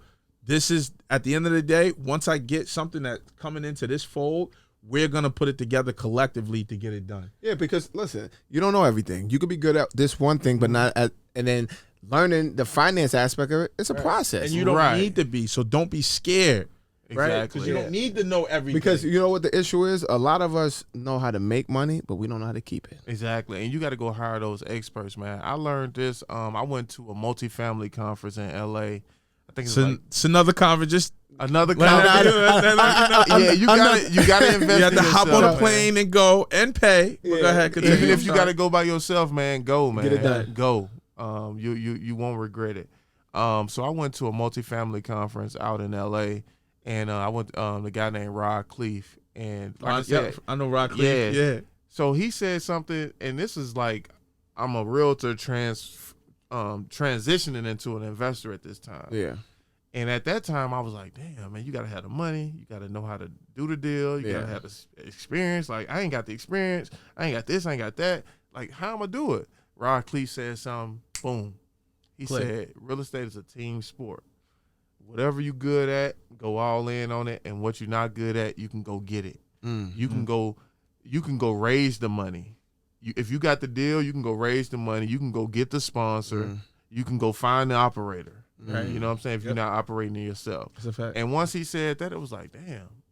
So I can go raise the money? Oh, they talk syndication? I ain't never heard this word. Right. Yeah. Then it was like, oh, now it started making sense. Okay, they pooling the money together. Mm-hmm. They taking a smaller percentage, but it's a bigger play. Right. Okay. You only got Right. to tell me once. Yeah. And from then it was on. It's like say less. Say less. Say less. I'm going for it, man. And that's what I'm saying, man. You know, going to these conferences, man, like for anybody who don't want to spend money and invest in themselves, I don't think they understand value or Right. time. Right. Yeah. Because, you know, it's not what I'm spending, it's what I'm getting from that. Right. And if I can go to your conference and you can cut down the time of me to get when I'm gonna go, of course. Yeah. Time you can't get back. Right. I'd rather lose money than time. Right. Absolutely. And it's Seriously. not even a And it- loss, because if that knowledge, if you learned that, Yeah, not a knowledge, loss on that front, yeah. If that knowledge made you $6 million in 50 days, Right, exactly. that's not a loss at all. Yeah, yeah. That's I just wasn't speaking investment. on like in Right, that. right, I'm right, just saying got in you. general. But Right. yeah, like man, if anybody watching this podcast and you struggling with the fact that you gotta pay for a coach or you gotta pay for a mentor, like you really gotta reevaluate value. Right. You know what I'm saying? Right. Like I'm buying a coach. I'm getting a coach. Right. I got mentors. I got people who I tap into. Right. Like I'm not the expert at self-storage, but I got somebody who in my network got $100 million self-storage portfolio. Yeah. So if a self-storage deal come across my desk, I'm calling John Manus. Yeah. Right. Like, hey John, I got this deal, man. Let's partner on it. Let's JV on it. Right. Absolutely. So now, he got the experience. We can raise the money. I got the deal. Now I got a $5 million self-storage deal. So you big on relationships. Yeah. And you learn that. And I think that, again, you want to learn more, right? So going to that conference in LA and hearing that, like, listen, do what you're good at. It's like it's a team sport. And then finding other people that can do the other things. Exactly. Because, I can being completely transparent. When we first started the game, coming from the environment that we came from, you want everything. So you don't want to hide this or that because you're trying to get to get everything because you don't know no better, right? At least for me. And then once over time came, that was actually one of the reasons why I got my license, because I'm like, I could just list my own deals, because I was doing deals. Yeah. I was like, I could list my own deals, which wasn't the right approach. Yeah. Because again, you want to build relationships with realtors so they can bring you more deals. Yeah. Right. And everything is, so having that mindset, it's more about partners. So it's one of the guys, and I spoke on it before. One of my partners that I do a lot of deals with, super wealthy, right? And he don't need to partner with nobody, like tens and tens of millions of dollars. And I asked him, I'm like, why don't you partner with so many people? You got the money. He's like, because you get more by working with others. Yeah. You get more by working with others. Yeah. He's like, I can fund the deal myself. And I know he can fund the deal himself. He's like, but I'll just partner, whatever. And I was talking to Saeed, but I'm like, wow. And it kind of was a light bulb. I'm like, damn, this guy got at least $30 million. And he partnered with somebody on a $500,000 deal. Yeah. Like, he can do this shit. Like, and that's when I learned more about. And volume is important. Volume is very important. Yeah, that's what I'm saying, man. But, it's a scarcity mindset. Yeah, and that's the thing. I don't mind bringing people in on my deals as long as you provide value. One of those four key aspects. Exactly. So what is that again? That's the money, the deal itself, the sweat equity, or the experience. Yeah. Yeah, like you said, I don't mind bringing people on. I'm a broker. Yeah. I could have listed all this myself. Right. But I brought on somebody because instead of me trying to do everything and be mom and pop, now I brought her in. She did her thing, and now I can go look for other developments. Right. Yeah. You know what I'm saying? Versus me taking all these buyer calls and doing something just because I'm trying to get every dollar. Right. I'm not trying to get every dollar because if I got an abundance mindset, I'm gonna put you on. Now you can eat. Now I can go do what I'm good at, which is finding deals. Find the next one. So while you over here trying to save 100,000, right, and I can go get a deal that's worth 2, 3, 4, 5 million. Yeah. Right. You see what I'm saying? Right. So people got to really understand that. Right. Understand their worth. Understand that time is really your most critical asset, and what you're doing with that. Because if and again, and I'm using me as an example, not nobody else. I've done deals where, I'll do a few deals. I make $150 here, $150 there. But now my approach is I'd rather make 50,000 10 times, right? With working with a few different people versus me doing my 2-3 deals and I'm making money, right? You feeling good, yeah. But over time, I got this concept from J. Paul Getty. Y'all know who that is? No, I haven't heard of him. It's a rich guy back in the old days. Yeah. J. Paul Getty. I will be looking him up though. Yeah. J. Paul Getty. They actually did a movie on him. Okay. It's funny. I'll say this real quick, then I get back to the point. Yeah. They kidnapped his grandson because they knew he was rich. Yeah. He didn't want to pay the ransom. That's how tight he was. He was negotiating the ransom. Yeah. But one of the quotes he said, I'd rather make 1% off 99 people's efforts versus 100% on my own. I have heard that. Yep. Yeah. I have heard that was J. well. Paul Getty that said that. Oh, wow. I heard that before. Yeah. So, and another thing that I do a lot too, man, I study billionaires.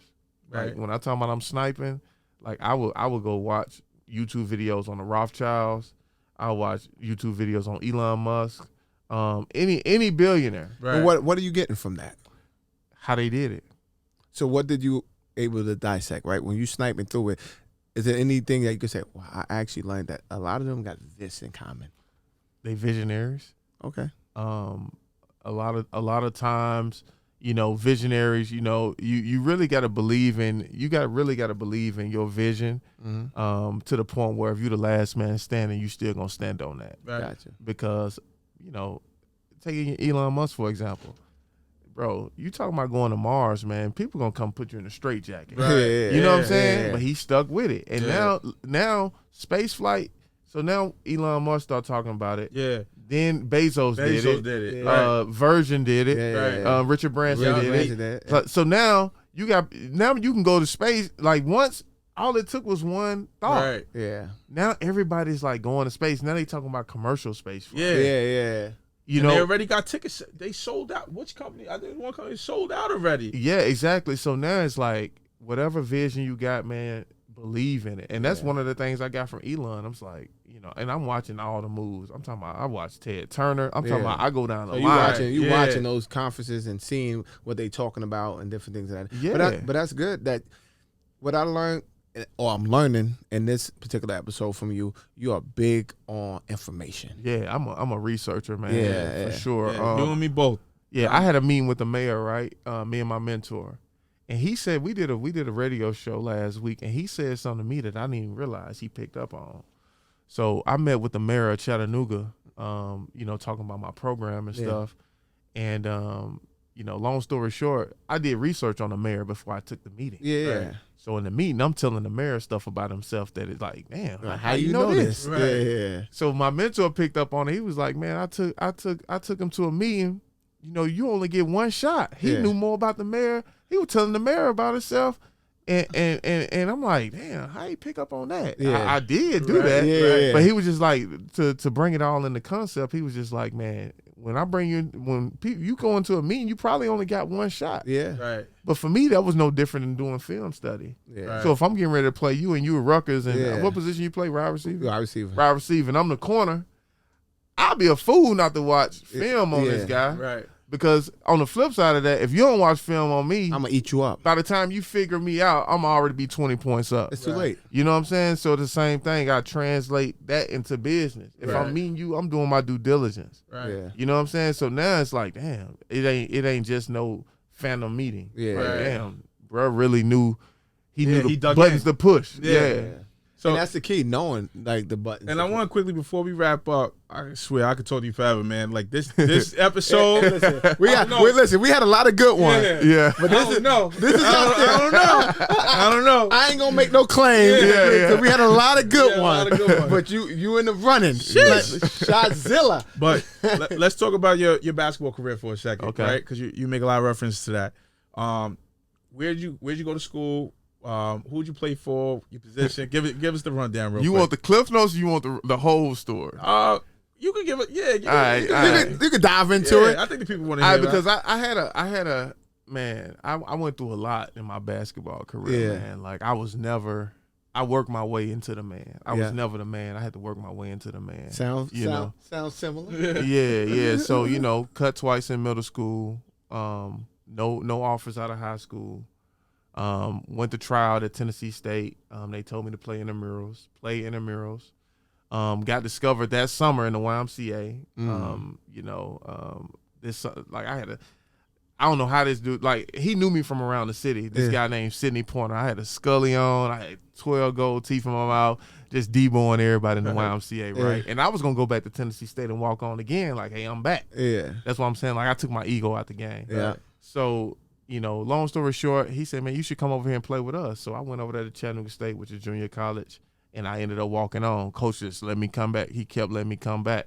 Ended up getting a scholarship right before the season started. Coach called me in the office, gave me a scholarship. Ended up being a junior college All-American from being a walk-on. Right. Went to my 4-year Arkansas Little Rock. Ended up leading the nation in rebounding, which led me to sign a contract with the 76ers. Yep. And, play 8 years professionally. Yeah. But I said all that to say this, man, even if it's a bumpy road, man, you just got to believe in your vision. Right. Like, I always knew I was good enough. I just had an unorthodox game, and a lot of people didn't really understand it. Yeah. But really looking back, I was always the guy that you needed on the team. Yeah. Right. Like, you needed the glue guy. Like, a lot of people say Draymond Green ain't good. I was about to reference Draymond. A lot of people they'll down talk Draymond, but Draymond do a lot of intangible stuff that don't make it to the stat sheet that make that team go. Yeah. Right. That you really have to be Understand. dialed in. Understand the in game. sports to really know what's going on. Right. Like, and that was my game. I did a lot of stuff that didn't make it to the stat sheet. You know what I'm saying? And then, I just stayed with it, Right. and I just kept progressing. It's the same thing you can do. Y'all, if y'all watching this, it's the same thing y'all should do in y'all real estate career. Yeah, and you can apply. It seems like you took those same things and applied them Exactly. to life, Right. And Because I seen what staying down can do. right, And you know what it is, though? And the reason why, at least from my perspective, I believe you are crushing it the way you are because you've been through the struggle. And you got through the struggle and you saw what that do if you stay consistent and persistent and believing in yourself. Exactly. You know what I mean? So you had a plan already. And just so people know, in college sports, to become a walk-on and get a scholarship ain't easy. You understand? Yeah. Like, that shit is not easy at all. And all the guys I know that was walk-ons that got scholarships, like, it's a few that I know played in the NFL for years. One that I know won the Super Bowl that played with me at Rutgers walk-on and was awesome. you talking about dude who just won, right? Yeah. Not the guy that just won. One of the guys I played with back in the day, Gary Brackett, big shout out to him. But anyway, he was a walk-on, but he was a grinder. Like, you saw it for day one, walked in the building, like, damn, that motherfucker worked hard. And you learn from that because when you come from a perspective that you got to keep working, and then he's crushing it in business. Like, he got a lot of restaurants and different things he's doing. But my point is the ability to always fight, right, and see things through. Right, that will take you in every aspect of life if you allow yourself to realize that. And prime example, Mindset. you got all, mindset, and you got all the developments because you already knew you've been through. If you was able to accomplish what you did through that, this is light work. Exactly. This is light work. Man, I couldn't put it no better, man. It's light. Like, nothing can phase me. Yeah, this is light work. Like, bro, I was the water boy at Tennessee State when I knew I was better than them dudes. Yeah. I took my ego out the game. But the reason why I did the water boy thing was like, okay, now I get to see practice every day. I get to see a Division I practice every day. Right. Like, I'm always finding the silver lining. Like, You went from I'm in being the room. a water boy to playing in the league. Exactly. That's crazy. 100. And it's all this. Vision, Yeah. mindset, Yeah. determination. You clearly have that. So before we get out of here, tell us about you mentioned that you have your nonprofit. Talk about that a little bit. How can the people contact you? And, let them know what you got going on right now. What's going on that? So my nonprofit is Post Pro Cares, the program inside of my nonprofit. Post Pro Cares. Yeah. Gotcha. The program inside of my nonprofit is Operation Double Back, which basically means that I went out, got the game, now I'm doubling back, coming again and back to my people. Yeah. Operations Double Back. Yeah, Operation Double Back. Yeah. So we coming back, we spinning the block the right way. Yeah, we spinning the block the right way. Yeah, for sure. 100%. That's 100%, man. And just making sure that nobody's left behind that wants to get this game. I'm the type of person, like I said, it's natural selection. Because I've been in the hood long enough to know it's some people that they love that lifestyle. They're not gonna do nothing else. They don't want to do nothing else. So my energy is focused on the guy that want to get out. Yeah. They just don't know who to ask. They don't know what to turn to. So now I'm coming back with an outlet like, hey, you want to get out? Look, this is what we can do. This shit wasn't taught to us. Right. I'm Absolutely. coming back putting it on the platter. Right. You got 20 different things you can choose from. Let's go. Boom. Right. So get with it. Yeah. Get involved. Listen, people, this episode was major, right? We got into some deep shit. Like, listen, we appreciate you coming out, right? We about to on site. We about to walk the site of the 50 days, $6 million deal that didn't even go on the MLS. Yeah, that's crazy. Y'all better take notes. Yeah, take Not just the notes. newbies. Y'all investors Listen. better take notes. I'm Listen. taking notes, so you better be taking notes. Don't listen. And We ain't got no debt on this joint. Yeah. no, no. that. Yeah. No, listen. We funding the whole thing with the deposit. with the deposits. Deposit. Yeah. So, guys, y'all want to learn some shit? We're going to have his We might have to do a master class with Shazilla. Shazilla IG will be right about here when y'all see the edit. So, man, definitely go check them out, man. We about to walk this project and see what it's about. Appreciate you, brother. Obviously, shout out to your baby girl again for her birthday because you didn't have to do this, but you took the time out to lock in with us. And, man, keep crushing it. Yeah, keep your foot on their neck. And you're doing it. And you doing it with integrity. You're doing it and giving back and just, keep creating your abundance. And keep that energy, right? Because we big on energy. And from the time that I walked out this sprinter and just gave you peace, I'm like, I felt that energy, right? And that's huge, right? When somebody can meet you instantly and be like, damn, I know he's a stand-up guy. Right. You know what I mean? So big salute to you. Yeah, man. And this is another episode of Rehab Nation. Real Estate Uncovered. Signing off. 100. Peace. Appreciate y'all having me. Oh, you want to purchase property? Let me show you properly how to turn your pipe dreams to real life monopoly. First things first, what's your budget like? If you don't keep your budget tight, good luck trying to go to sleep at night. You going hard money? Nah, this ain't hard money, but interest only 12 months can leave you scarred.